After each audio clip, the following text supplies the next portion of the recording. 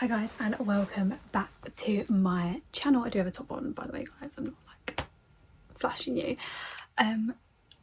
It is December, which means we're gonna do a November reading wrap up.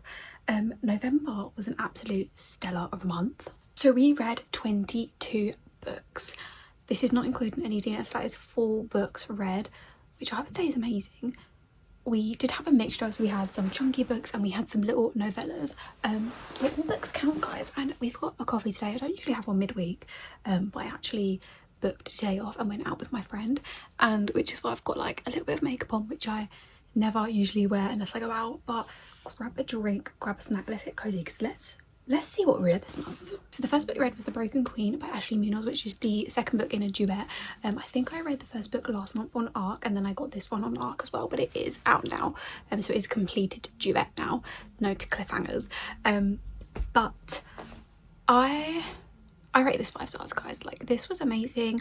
This is a why choose, like this duet is perfection. I remember speaking about book one actually on last month's like wrap ups. Obviously it's obviously the second book, which is a continuation, so it's hard to say what happens, but it follows obviously our FMC and our two brothers, Gio and King, and it's a very lovely story, but also a little bit heartbreaking, and also there's a lot of healing involved in this book as well, which I absolutely loved. Then we had Pen Pal by JT Geisinger. Now I've read another book by JT Geisinger I absolutely loved. Spice was top tier. This one I went into it not knowing much other than it has a very, very unpredictable plot twist. Okay, so that's why I went in knowing, so I wasn't really sure what the plot twist was going to be, and I rated this 4 stars. And I also did the audiobook because I think it was free on Audible. I don't know if it still is, but it was free at the time. This was beginning of November, and both narrators were incredible. Like, I know you get some books where one of the narrators might be a little bit not your taste, but both narrators were absolutely perfect. Basically, the FMC's husband has just passed away, and the day of, I think it was his funeral or the day he died or something, she received a letter from a prison from this mysterious character, and weird things are happening around the house. She meets this contractor and it just sort of goes from there. And as the story unravels, I personally didn't see the direction it was going in. I thought I did, and then it just completely 180'd me. My only qualm is that the nicknames are Rabbit and like Little Lion or something, and I couldn't get past that, but I did really, really enjoy this and would highly recommend. Then we had Diabound by Sable Sorensen. This was a 5-star, guys. I saw someone had compared this to like a Fourth Wing but with dire wolves, and I agree. Like, it was giving like that type of thing where they have to obviously bond with these dire wolves, and basically our FMC decides to join like the army type thing, and it turns out this is the year that they're going to get all the recruits to climb the mountain to bond with the direwolves. There's only a certain amount of direwolves, like maybe 100, and there's like 1,000 of them, so obviously not everyone's gonna bond, not everyone wants to bond, but also in that you have the children of the previous bonded who obviously have trained for this their whole lives and they want to bond, and she obviously does not want to bond, goes up there, and obviously you can tell from the story like she's gonna bond with someone, and it just sort of unravels from there. It starts off very slow because we're obviously getting that world building, but once it like starts heating up and they get to like the trial type of things, then it really like I couldn't put it down. I wanted to devour this. So we've got like bonded trials, we've got mated bonds like between wolves, like that's mentioned. We have a grumpy MMC, we've got an FMC who like doesn't give up, and we've got a broody superior, which we all love a broody man. And even though we got literal crumbs of Stark, one of the MMCs, he was my man. Like, I loved him so much, and it was literally like plot twist after plot twist. One of them, like I did call quite a bit of them, but nonetheless I had a very, very good time, and the next one's not out till May. and I'm very upset about that. Then we had My Captor's Heart by Simran. This was an arc. I rated this 3-star. I think if you want a smutty, quick novella, like Halloweeny, this is definitely for you. So this is actually Boyfriend's dad. Yeah, you heard that right. And basically the FMC is just wanting to live out her desires of like being chased by a masked man. I don't know why I'm holding my brush, but she obviously wants her boyfriend to do this, and somehow the boyfriend's dad hears her and decides to lend a helping hand, you know, just helping out.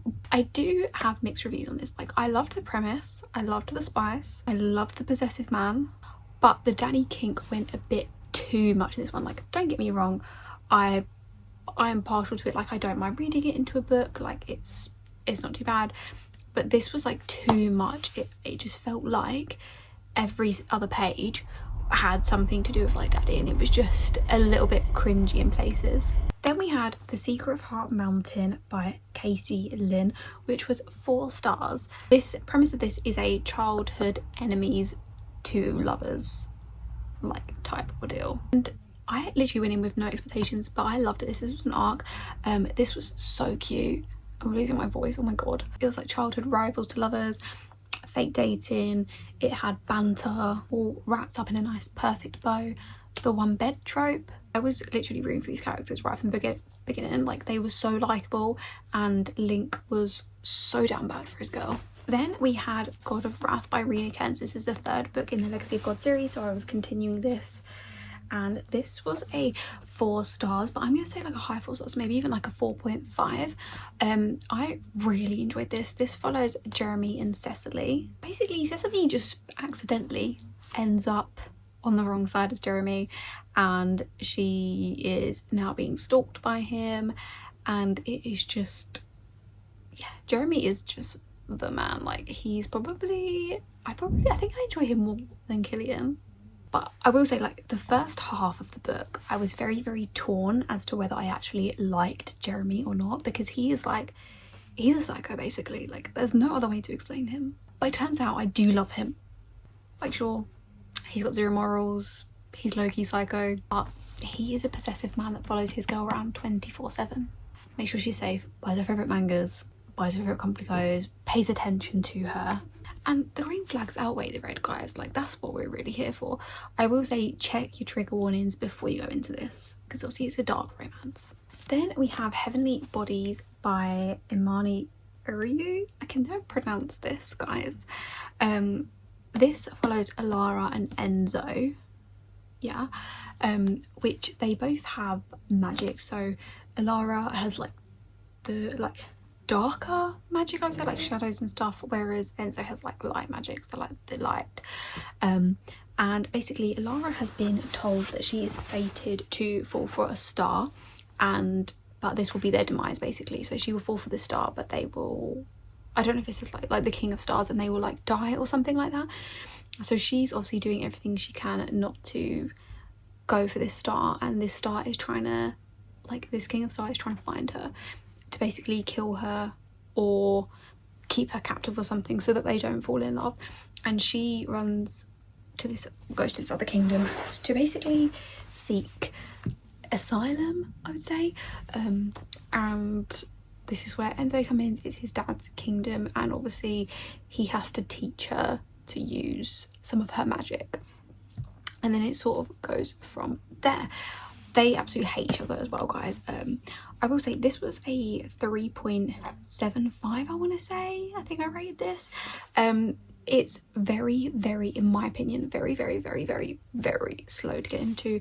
I think it wasn't until halfway that I was actually like gripped into the story. It is 3rd person as well, which I think maybe is why I was struggling a little bit more. But I do love the interactions between Alara and Enzo. They have a lot of banter, like it's going to be leaving you kicking your feet and giggling. And yeah, like I said, I just wasn't invested until the last half, and I'm hoping the 2nd book will be better. Then we have Gates of Belthorn by Aurelia Knight. This was an arc, and this was 4 stars. I loved this. I will say it's a why choose. It's also a bully romance. I was check trigger warnings because a bit of like dubcon in there, but I read this in a day.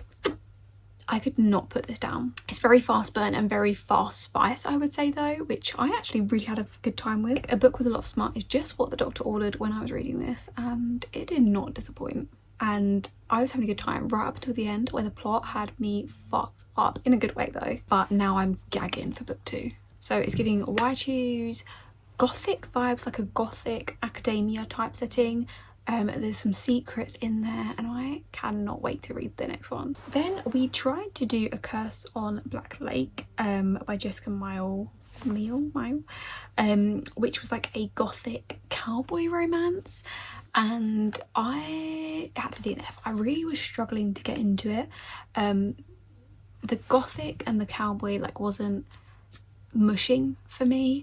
I think at the time I just really wasn't into like a gothic type romance, and it was feeling very like old-timey a little bit as well, so unfortunately I just had to put that down. Then we had A Curse of Storms and Scorn by S.W. Clarke.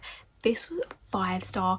I went in thinking, okay, this is an arc, it's a fantasy arc, let's be a little bit open-minded, because obviously I hadn't heard anything about it because it was new and I wasn't really sure what to expect. I wasn't expecting it to be as good as it was. It was a really unexpected 5-star read, and I love a book with trials, so this had trials in it, and I know with some other books the trials can feel either too short, very, very rushed, so you don't actually get time to enjoy them, or they can feel a bit too long and you're just like, oh come on now, like really, and you just sort of get like a bit bored. But this would feel like it was the perfect amount, so you got enough that you were sucked into them, very, very intrigued, but not too long that you got bored. And I loved Dorian from the start, the MMC. Like, give me a mysterious and broody guy any day and I will fold like a lawn chair.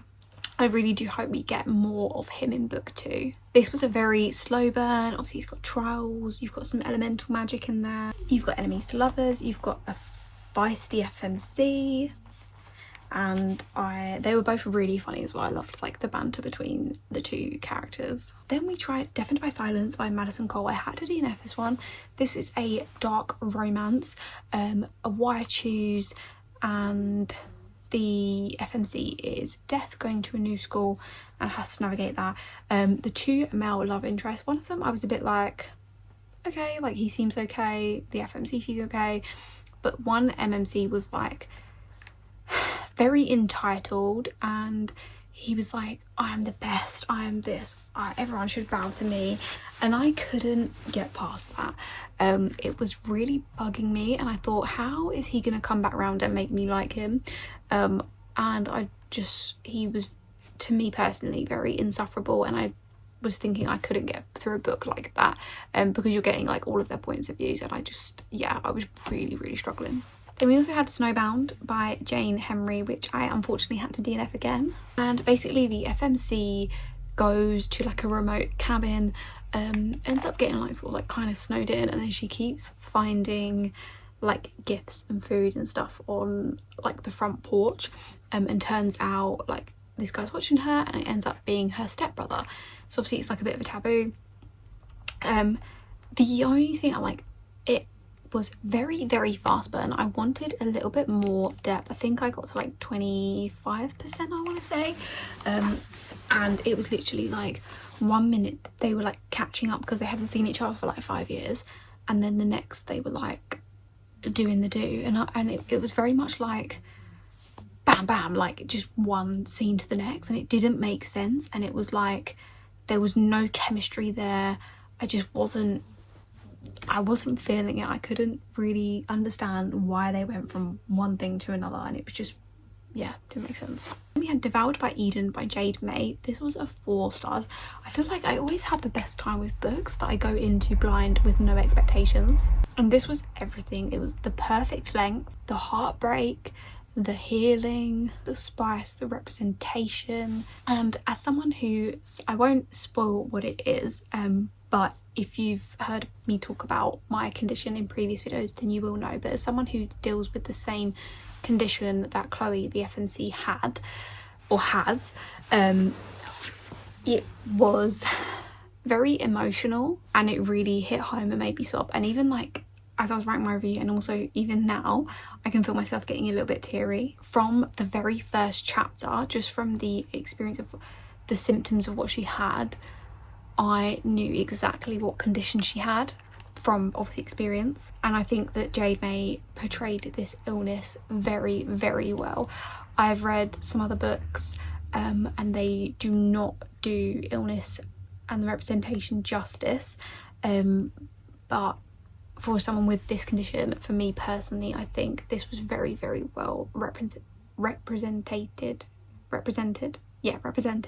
I don't know if Jade herself has this condition or if she's just done her research, but I was very, very surprised on how much it hit home. Obviously this has the chronic illness rep, it has a spicy club, doctor/intern, age gap. It was just perfect. I have been talking about the illness, I forgot to actually say what the book's about, but basically Chloe is someone at a spicy club and she has this like very return client. She goes to start like her new intern job at the hospital, turns out he's her doctor boss, and yeah, try and navigate that. Then we had A Love Letter to Whiskey by Candy Steiner, and it's also got the Love Whiskey, I want to say, like the little novella type thing. This was a 4 stars for me. I did this on audio because I don't know if the audio has just come out, but I did it on audio. I got it as like a ALC. I don't know if it's because like it was like 10th anniversary or something like that. I will say, before you go into this, you need to know that the story will frustrate you over and over again because it's a case of right person, wrong time, over and over again. And basically that's the premise of the book. So every time Jamie and B find each other, they are basically ripped apart. This book broke me, put me back together again, broke me again, and put me back together again so many times. The story was heartbreakingly beautiful. It was slightly toxic, so if you're a masochist like the characters, I feel like this is going to be for you. And I feel like the audio narrators were absolutely perfect, like did the story justice. And I also liked the extra love whiskey from Jamie's POV of the whole story, because I feel like this made the story because we can actually see what happened from his point of view and sort of like where things went wrong. And then we read Mountain Grump by S.J. Tilley. This was another arc. Me and Sophie read Mountain Daddy on arc a few months ago and we loved, and this was a 5 stars. I absolutely love this. Ethan was perfection and I had the best time. Like, I knew this was going to be my favourite of the series, and he is grumpy to everyone but her. So when Tilda's great uncle, I want to say, passes away, he leaves his like mountain house to her and asks Ethan to look after his grandchild. I think pretty sure he used grandchild, which was a bit confusing because obviously it's like his niece, but look after his niece Matty for like Matilda. He agrees, thinking obviously it's a boy. It's not. And this has this was just perfection, guys. The spice. There's the good boy microtrope. Ethan is the most possessive and protective man, and I am so down bad for him. This is arranged marriage, very grumpy sunshine, touch her and die, a curvy FMC, age gap. We've got a pierced MMC. I loved this. Then we had Powerless by Elsie Silver. This has probably been my least favourite in the Chestnut Springs so far. So this follows Jasper and Sloane. Sloane has just come out of a relationship and Jasper is her childhood best friend, really, who she has basically fancied her whole life, and he takes her on a little like road trip type thing, and this was a very slow burn. I would say this was like a 3.5 stars, I want to say. The spice was good. Like when the spice was spicy and the spice was good. It's a slow burn. Jasper, I didn't feel as invested in his story. And also when the spice actually finally spiced, it was like bam, bam, bam, like every single chapter was like spice after, and it was just felt a little bit unrealistic, and I just, yeah, maybe I just wasn't in the mood for that. I'm not really sure. I thought this was gonna hit, but it didn't. Then we have The Gingerbread Bakery by Laura Gilmore. This was a 3-star. I think every single book in this series has been a 3-star for me. If you're looking for a cute, fluffy, filler romance, I would recommend these, but I wouldn't go out of my way to tell you to read these. Take that what you will. I was excited that we finally got Annie and Mac's story though. These two have been like bantering and hating each other the whole book, way through the books, and obviously it was obvious that something had happened between them, but we wasn't really sure what.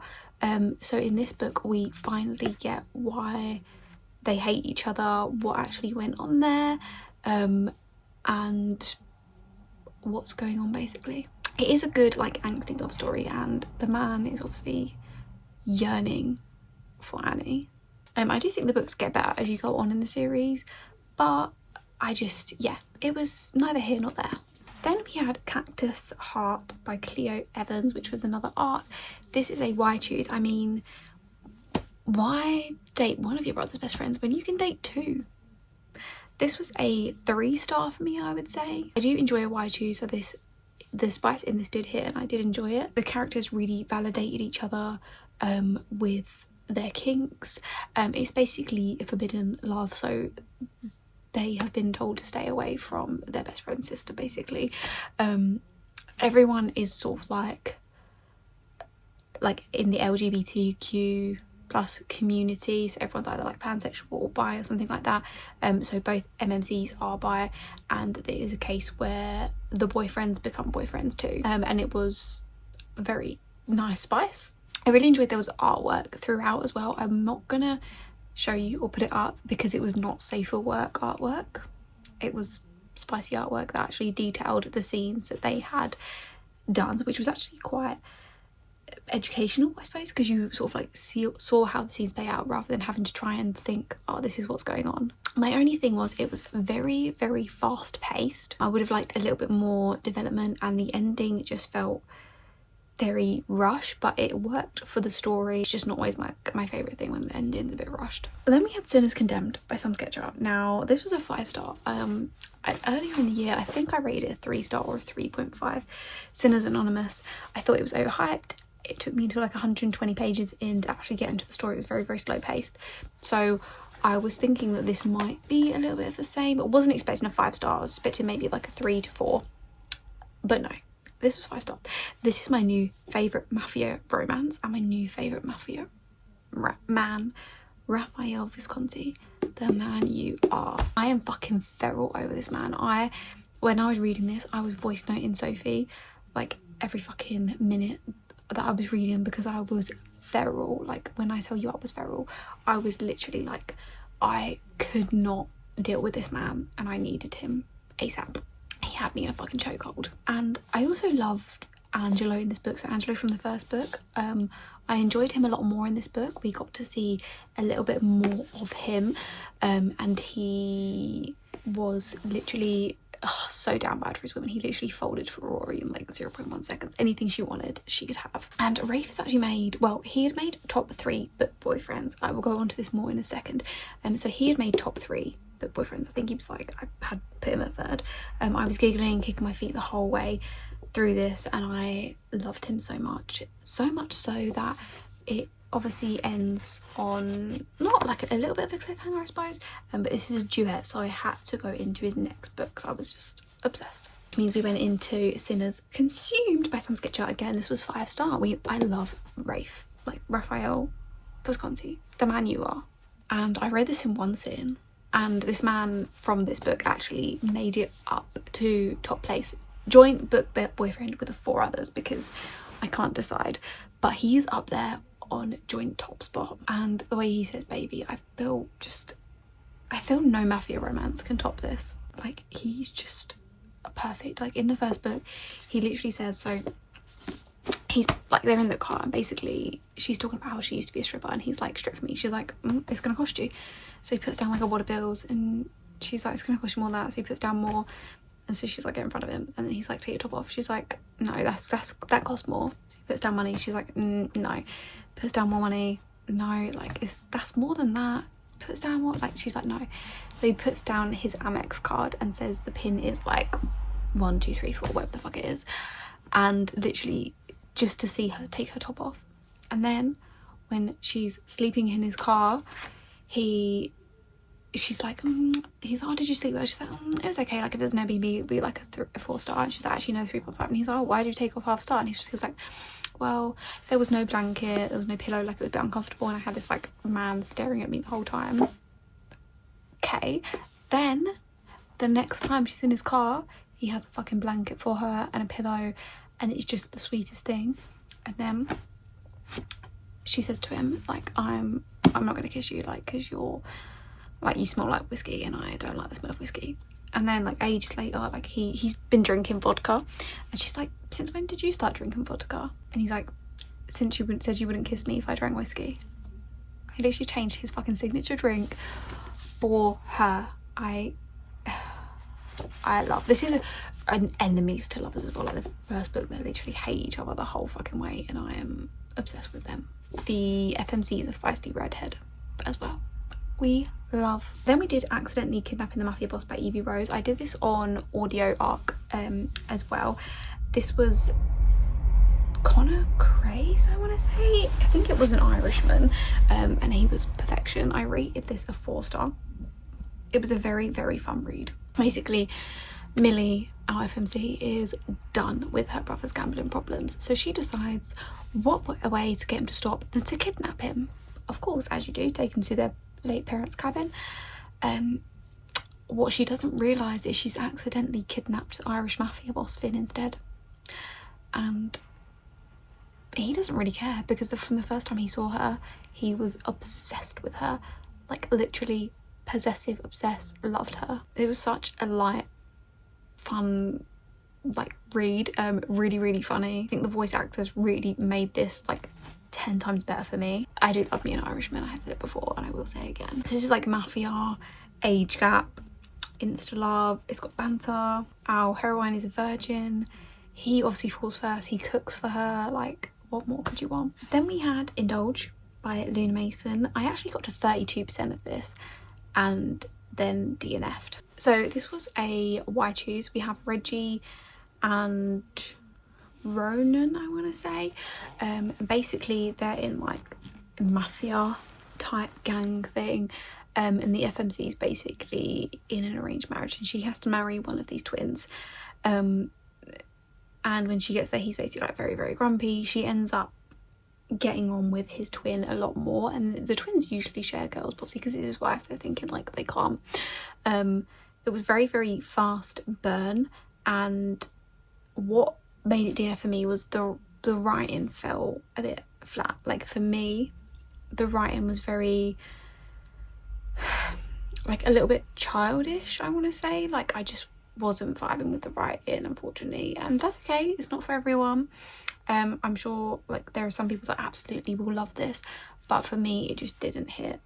Then we have The Dangerous Game by C.S. Berry. Now I've read C.S. Berry before and I love, she writes the best why chooses. This is a why choose where we have the 4 horsemen as they call themselves, and our FMC is basically trying to get out of her last school year unscathed. So she has been managed to be invisible the whole way while they either humiliate people, work their way through the girls, and turns out she's the last virgin in the senior year and they want her basically. She thinks she can get away unscathed, go to college, but they sort her out on the first day, unfortunately, and basically make her their pet. And ending on that cliffhanger was diabolical, let me tell you. This was 5 stars, can't remember if I said that. These, I believe they were published on some like indie site or something, or like Kindle Vella or something like that. I'm not really sure what that is. And now they're being like traditionally, well not traditionally much, but they're being published on Kindle. So that's why I got like the arc, and then the next book out is not until February. But I'm hoping she gives it to us sooner. So fingers crossed for me, guys. I could not put this book down. I was so eager to finish it. Well, not finish it, but like to read it. And although like the spice is a bit of a slow burn, the way it described was top tier. If you're looking for a book that your partner will love, that they do not have to read, if you get me, this is definitely the book. The chemistry between the main characters was literally so good, and I love seeing the guys have a bit more of a gentle side as well, but it is a little bit of a bully romance as well. Then we had Unhinged Cane by Brooklyn Cross. This was another audiobook and it was 3.5 stars. I feel like anything Teddy Hamilton does, like, he just makes so much better. I would say read your trigger warnings, because like the title says, like, it is unhinged. The MMC is a serial killer and the FBI have been trying to catch him for so long.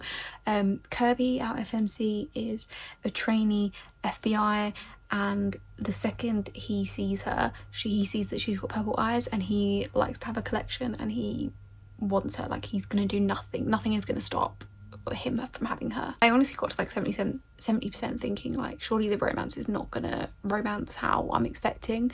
And I also wasn't sure if I liked Kane or not, because he was completely unhinged. So if you love a man that's like morally black, Kane is the one. Then we did Fearful. Now, this is by Lauren Roberts. I rate this a 2-star. Like, apart from obviously DNFs, which I don't rate, this was my worst rated book this month. I'm not really sure what I read. I left the book feeling way more confused than when I started the book. I love the series so much, but I just didn't feel like this book was needed, in my opinion. I'm not really sure what was going on. It obviously had a bit of Kit's story, which I'm not a Kit fan. And then we had Mara, who is Death, and it was just very weird and not like the other books. I don't really know what else to say about it. And finally we had another ALC, so we had Her Filthy Enemy by Adele Knight. This was Teddy Hamilton again, and he's just, I just love the way he does it. I did do the previous book in the series on ALC, and I love that as well. This was 4 stars. So Sophie walks in on Noah in the shower, you know, sorting himself out, and they're at cabbing, like snowed in, whilst they're waiting for their friend, and obviously she captures him. He says she has to repay the favour, he gets to watch her now, and they become very, very flirty. It's very like enemies to lovers, and then to hate to love someone. There is pining, possessiveness, it's always been you. This was a very, very cute story, and of course, like I said, Teddy Hamilton just makes it so much better. So I feel like we had a very mixed month. Like, we started out good, then we had like a little bit of a crappy time in between, and then we ended out quite good too. Like I said, I read 22 books, obviously including audiobooks. Obviously the audiobooks that I do, I will say, I immersive read, so I read them on the Kindle whilst I'm listening, just because I take it in a lot better reading it whilst I'm listening to it. So I did actually read the books as well as listen to the books that I audioed. But 22 books, I am really happy with that. It's a really good month. I know we had like a few novellas in there, but I'm still extremely happy with that. And thank you guys so much for watching. I'm really hoping December's going to be a good reading month, so please keep your fingers crossed for me, and I will see you guys next time. Make sure to hit like and subscribe if you enjoyed, and bye bye.